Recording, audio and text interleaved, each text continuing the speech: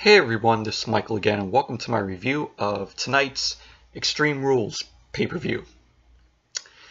And tonight's Extreme Rules was held from the PPG Paints Arena in Pittsburgh, Pennsylvania.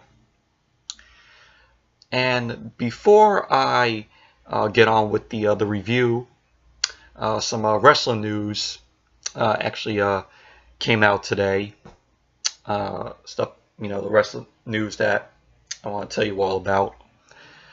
But Hulk Hogan apparently has been reinstated into the WWE Hall of Fame.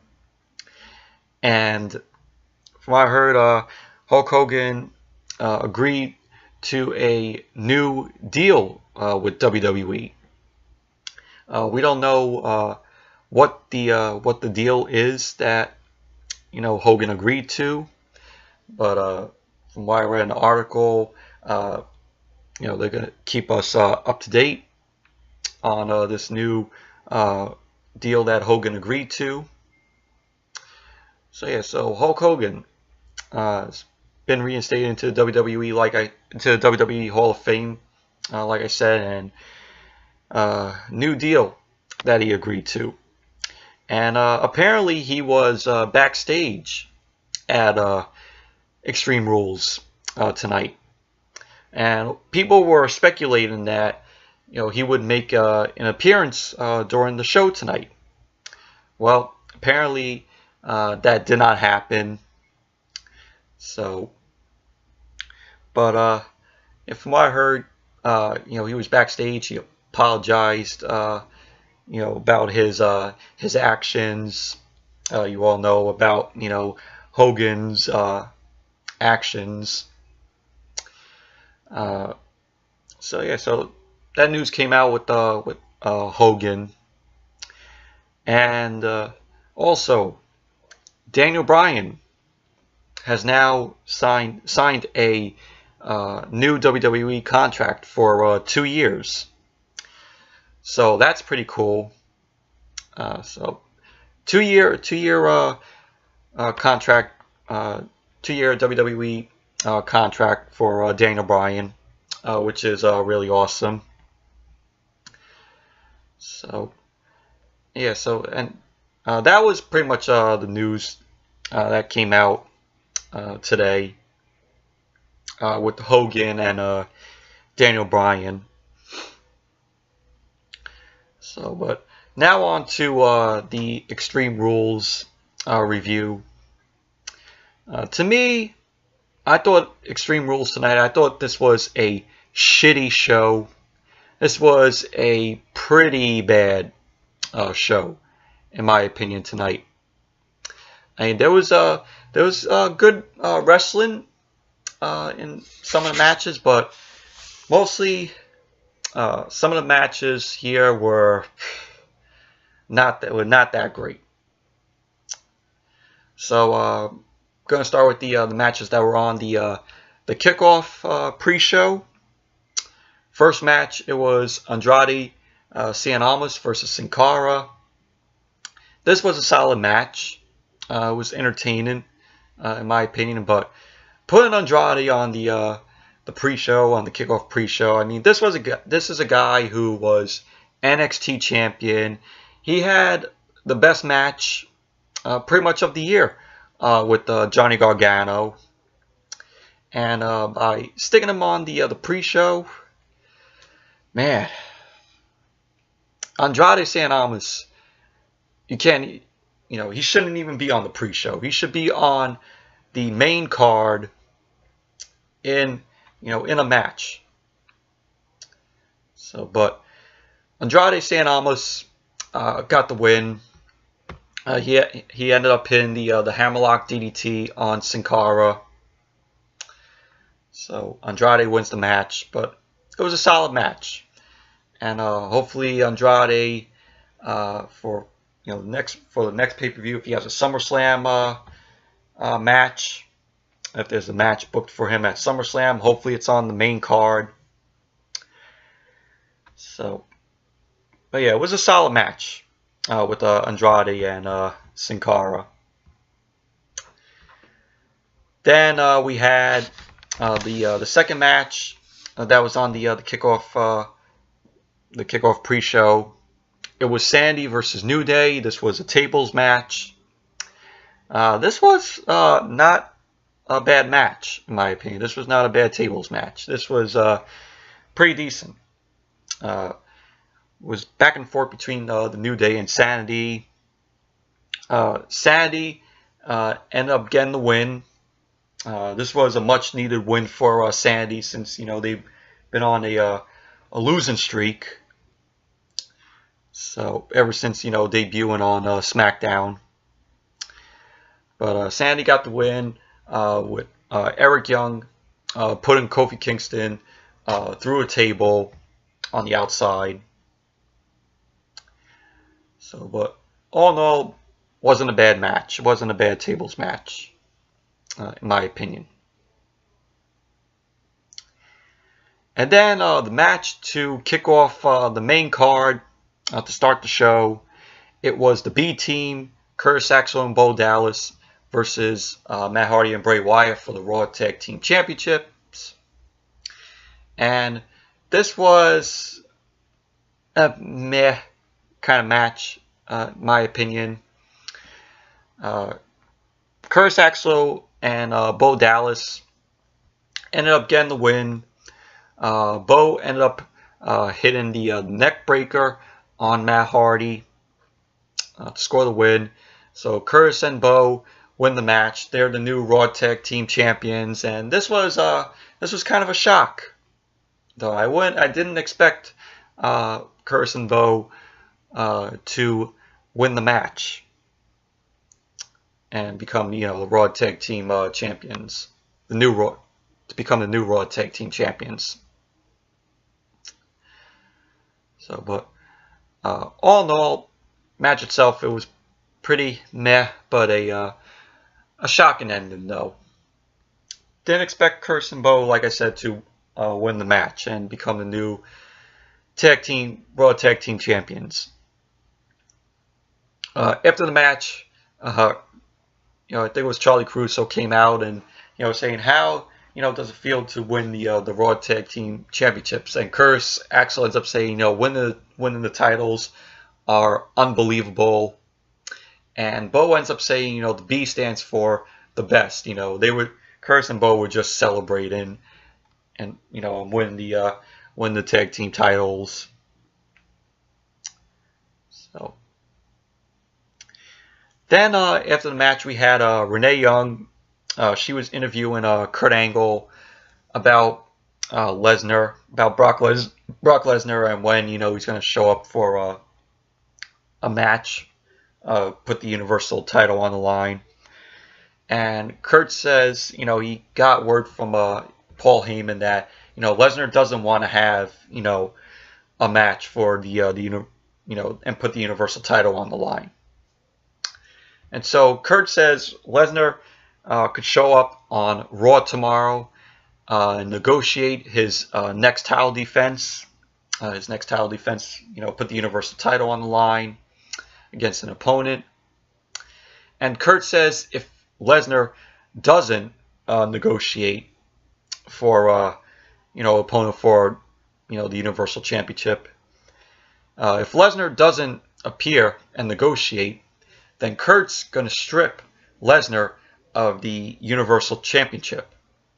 And the crowd got a big reaction to that, because Kurt was saying, oh yeah, Lesnar doesn't want to have a match and put the Universal title on the line, but he goes on he goes on to USC, and with the whole Lesnar, when he went to the last UFC event and made an appearance on there. So that was the announcement that Kurt had to make. Then we had Finn Balor versus Constable Baron Corbin. This match, it was okay. Wasn't great or perfect by any means, though. But Balor, he was decent in the match. He wasn't, he didn't come out smiling like that, which But he was on the Kickoff pre-show, and then when he sat down, this is what you saw of Balor. Smiling, just like that. I'm like, Balor shouldn't be smiling like that. Balor should be looking, aggressive and, looking forward to going into a match that, he has. So, but Balor ended up getting the win with the inside cradle to Baron Corbin, and then when the match was over, you just saw Baron Corbin, being really frustrated and pissed off that Balor ended up pinning him. And if Finn Balor didn't win this match and Constable Baron Corbin got the win, this would have been an embarrassment for Balor, in my opinion, because losing to a guy not in wrestling, not in wrestling gear, but he's just in a suit. Pretty much says about Kane when Kane was in the Authority. Kane didn't fight in his wrestling gear. He fought in just a suit. So, but Balor ended up getting the win. So, all in all, it was an okay match. Nothing great or perfect. Then we saw, after that, the Bludgeon Brothers ended up beating up Team Hell No backstage. Ended up taking out both Daniel Bryan and Kane. We saw Rowan then lifted up a mallet, and he ended up hitting it into the door with Kane's leg in there. So ended up injuring Kane's leg, which we also had another news announcement today that Kane was injured. This was before Extreme Rules. This was before Extreme Rules happened. So could pretty much say why they did that, and because Kane is running for mayor, they might as well did that, take Kane out of action. So that ended up happening. Then we had the SmackDown Women's Championship match, Carmella versus Asuka. James Ellsworth was put in the shark cage. Ended up raising the shark cage in. I don't know if you all picked up on this, but the shark cage looked like it wasn't high enough. Like when you saw Jericho when he was in the shark cage, and also Enzo, it was raised up a lot more higher. But to me, the shark cage here tonight was like little low. My opinion, it just looked like that.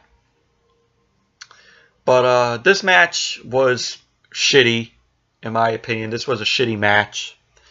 Carmella ended up getting the win. James Ellsworth managed to escape the shark cage, but he ended up getting hanged upside down from the shark cage. He got caught in the shark cage, and that led to Asuka just beating up on Ellsworth. Allowed Carmella to push to ram Asuka into the shark cage. Carmella then went for the pin. Carmella ended up retaining the SmackDown Women's Championship because of that. After the match, Asuka then took out her frustration out on Ellsworth, slapping him, ended up kicking him into in the back of the head. She ended up giving him 2 suplexes and ended it with the Asuka lock. Asuka ended up putting Ellsworth in the Asuka lock. Ellsworth managed to tap out. So, but man, what are they doing with Asuka? Ever since Asuka lost to Charlotte at WrestleMania, Asuka's just they're destroying, they're ruining Asuka. All that build that Triple H did when Asuka was still in NXT, for her to keep the undefeated streak alive and well, and when she was brought up to the main roster, she still had that undefeated streak. And then after Charlotte beat her at WrestleMania, it's just downhill from there with Asuka. It's a shame. It's a shame. So, but overall, the match itself, it was shit. In my opinion. Shitty match. With a shitty finish. So, then the next match, it was Shinsuke Nakamura versus Jeff Hardy for the United States Championship. This was a crappy match. It wasn't even a match, to be honest, because when the ref was given the United States Championship to the timekeeper, Nakamura then low blows Jeff Hardy. The match didn't even get underway, and the ref didn't even see it. So the ref ends up ringing the bell. Nakamura goes for the Kinshasa, pins Jeff Hardy, and Nakamura wins the United States Championship in a second. That was it. That was the match, folks. So, Nakamura just won it in a cheap way. So yeah, so there's your new United States Champion, Shinsuke Nakamura. And after the match, Randy Orton ended up returning. Orton hasn't been here in 2 months, hasn't been seen in 2 months. So he gets in the ring. He ends up kicking Jeff Hardy. He ends up kicking Jeff Hardy in the nuts. So we see now that Orton is now a heel. Because this is a good thing for Orton, because before he left and got injured, he was a baby face, and his baby face run was getting stale, in my opinion. So this is good for Orton, coming back as a heel. So whatever WWE does with Orton's heel turn right here, hopefully they give him a decent heel run. So, but the next match, it was the steel cage match between Kevin Owens and Braun Strowman. This was a decent match. It was back and forth between Owens and Strowman. Strowman pretty much dominating through parts of the match. It was at one point where Kevin Owens actually handcuffed Strowman to the rope, and Owens was trying to climb in and trying to escape the cage. Strowman was still handcuffed, and we saw Strowman then just rip part of the handcuff off, and so it was Owens and Strowman climbing up the cage. Both of them were on the top, and we just saw Strowman, choking Owens. He throws Owens off of the top of the cage, and Owens lands right on the announce table. And that was pretty much the only extreme moment that happened tonight. And it was a good moment. It was a good moment. I really enjoyed with Strowman, throwing Owens off of the cage, and Owens crashing through the announce table. I mean, God bless Kevin Owens for taking that fall. So apparently Kevin Owens wins the match because of that.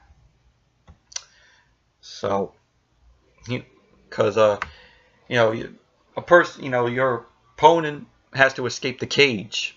Either guy has to escape the cage, and so with Strowman doing that, it was an easy win for Kevin Owens. So, and then we had the EMTs coming out to help Kevin Owens. So, but that was the moment of the night, in my opinion. What Strowman did with Kevin Owens. That was the only extreme moment that happened tonight. It's called Extreme Rules. There was nothing extreme about the show tonight besides that moment. Apparently, in my opinion, I think WWE, I think this should be the last Extreme Rules pay-per-view, and hopefully WWE replaces it with something better, because there's nothing extreme.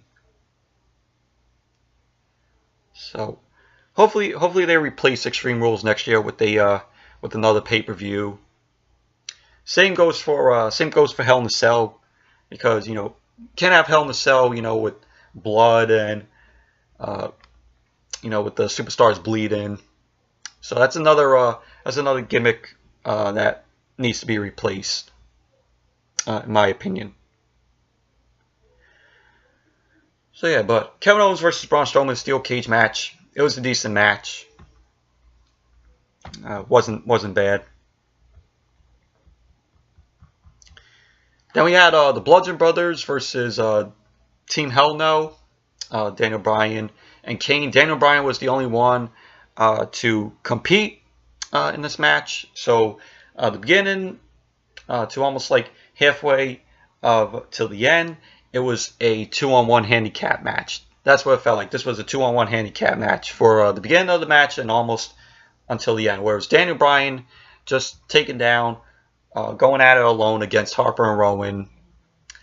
Eventually, Kane ended up coming out towards the end of the match. He had a leg brace on.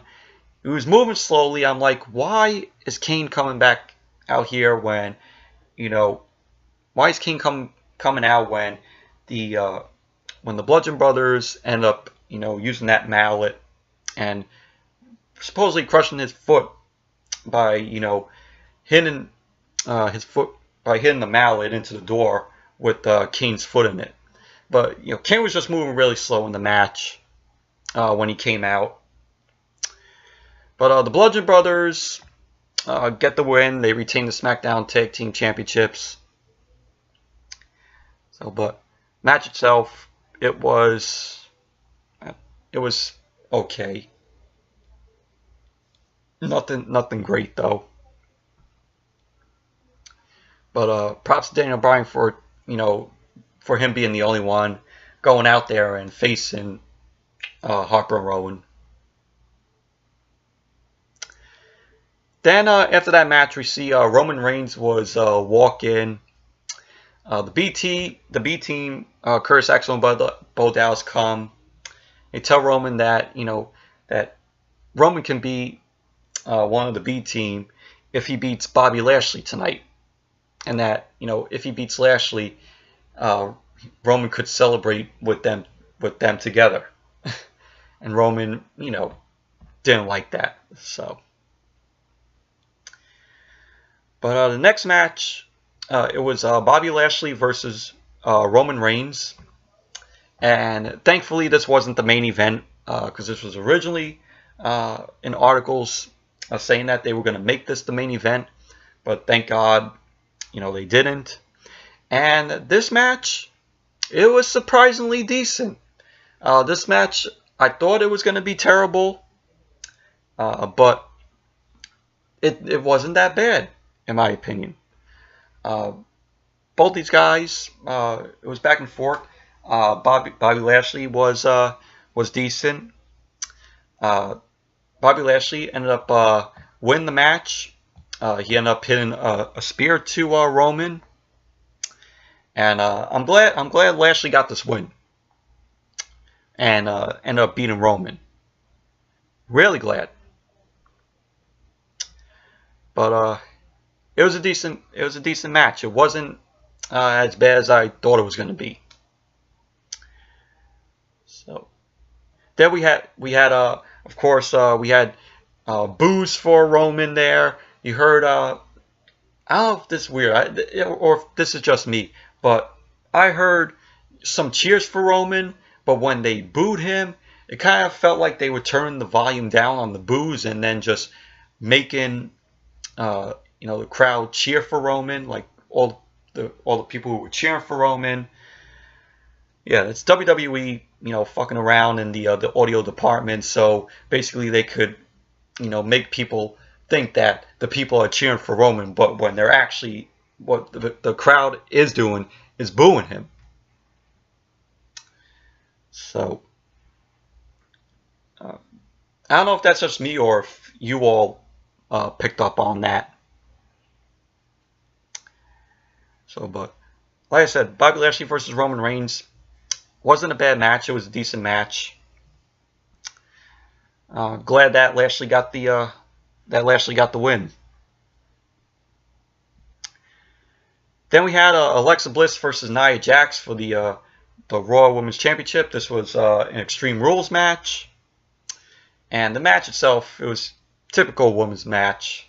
Nothing great. It was a shitty Extreme Rules match.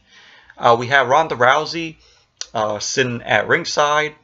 Of course, Ronda Rousey was going to be at Extreme Rules, sitting in the crowd. And we had Nia Jax. When Nia Jax came out, Natalya was there with her. Of course, Mickie James came out with Alexa Bliss.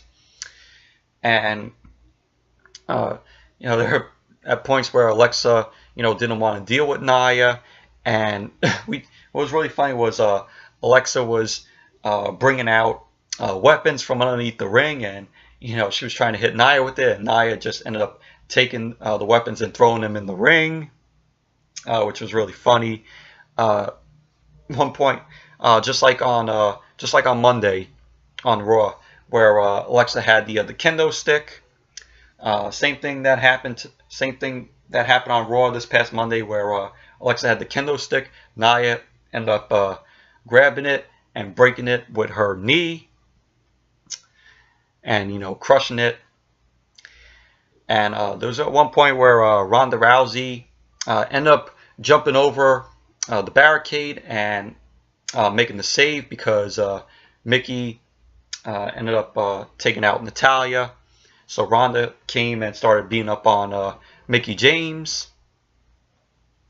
And right when, because Alexa was going to run, over the barricade, and Ronda ended up grabbing her, Mickie James ends up coming and whacking Ronda with the kendo stick.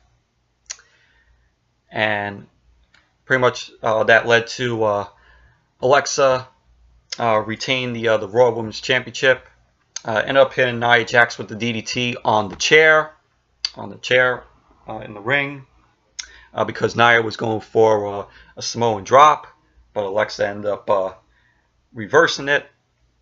So that's pretty much what happened. Alexa retains the title, retains the Raw Women's Championship. So, but all in all, match itself, it was your typical women's match. Nothing great. It was a shitty match. And then we had AJ Styles versus Rusev for the WWE Championship, and this was not a bad match. This was a decent match between Styles and Rusev. Styles really enjoyed this match. Styles ended up getting the win. You retained the WWE Championship with the phenomenal forearm to Rusev.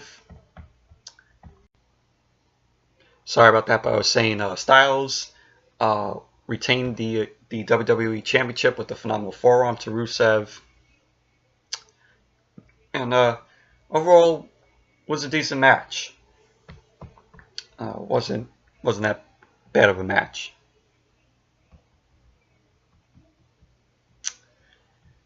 And then we had the main event, which was the 30-minute Iron Man match for the Intercontinental Championship. Seth Rollins versus Dolph Ziggler. Drew McIntyre is out there at ringside. Before the match even started, Seth Rollins was being interviewed about, heading into the match. Seth says, he's got Dolph, Drew, and the Clock out there. And he says he said he was gonna go out there and leave it all in the ring and walk out the Intercontinental Champion. So, but this main event, it was a good main event. It was really enjoyable. But the downfall, the part that ruined this match for me was the crowd. The crowd in this match, they really shitted on this match because they kept on doing the countdown clock. Like when in the Raw Rumble where they count down from 10 and they go to 0 and they do that. I mean, that's what they did in this match. I mean, it was funny at first, but then it got annoying really quickly. That's what, if you watch this match over, that's what this crowd was doing throughout the entire 30-minute Iron Man match. Like I said, it was funny at first when the crowd did it, but then it got progressively annoying as the match went on. The beginning of the match, it was good. It moved at a fast pace. Then, when it got to 13 minutes, I think it was like 13 minutes into the match, it started to slow down a little bit. But then it picked up as the match went on by maybe the 10-minute mark. So. But it was a good main event. I mean, beginning was fast paced. Then when it got to the 13 minutes, it was slow, and then it picked up again. Seth Rollins won the first fall, and he won the second fall. He ended up pinning the stomp to Dolph Ziggler. Rollins won the third fall by disqualification because Drew McIntyre ended up coming in and getting involved, being up on Rollins. Then we had the referee ended up throwing McIntyre out of ringside. Then we had Dolph Ziggler get the first fall for himself because Drew McIntyre, when the refs was telling Drew to leave ringside, McIntyre ended up laying out Seth Rollins with the Claymore, and that gave Dolph the first fall. So then we had Dolph Ziggler get the second fall. He ended up hitting the super kick to Seth. Then Ziggler ended up tying it up with a zigzag, because then it was 3-3. Ziggler ended up winning the fourth score because he cheated his way because he had his feet on the ropes and the ref didn't even see it, so it counted as a fourth score, so it was 4-3. Then we had Seth end up tying it up. He ended up rolling up Dolph for his fourth score, so it was tied. So it was 4-4. And then the match finished. It finished in a draw. So then we had Kurt Angle end up coming out, and he says, "Oh, it was an incredible match between the both of them," and it really was. I got to give props to Dolph Ziggler and Seth Rollins for going at in this match. Dolph Ziggler was really good in the match. Then Kurt ends up saying, the WWE universe doesn't want to see a tie, and because it was in It was in Kurt's hometown. He ended up restarting the match. He tells Dolph to get back in the ring, and he's like, the match is going into overtime, into sudden death, because it was still tied. It was 4-4. But the match ended in a shitty way, where Drew McIntyre ends up coming back out when he was banned by the ref. Comes out, he distracts Seth Rollins. Then it gave Dolph the chance to hit the zigzag on Seth to score the win. So Dolph Ziggler ends up winning the match, still retaining the Intercontinental Championship. Thanks to Drew McIntyre thanks to Drew McIntyre distracting Seth Rollins. But sorry about that, but I was saying Dolph Ziggler ended up retaining the Intercontinental Championship thanks to Drew McIntyre, distracting Seth Rollins. But all in all, a 30-minute Iron Man match. It was a good match. It was a good main event. Although the crowd shouldn't have shitted on it. With the Rumble countdown, with them counting down from 10 to 0, doing the and then you could tell that there was probably beach balls being thrown around because they didn't cut to it, but the crowd was cheering. Possibly at that somebody probably bought a beach ball in there, and then we just heard boos. So whenever you hear the crowd cheering and doing the boos and all like that after, somebody bought in a beach ball. So that was it for Extreme Rules. So anyways, that's it for my review of Extreme Rules. Thank you all for watching, and be sure to give this video a thumbs up, comment, subscribe, and let me know what you all thought of the pay-per-view tonight in the comments down below. We'd like to hear your thoughts. So until the next video, which will be my Raw review, I'll see you all back here tomorrow night for that review.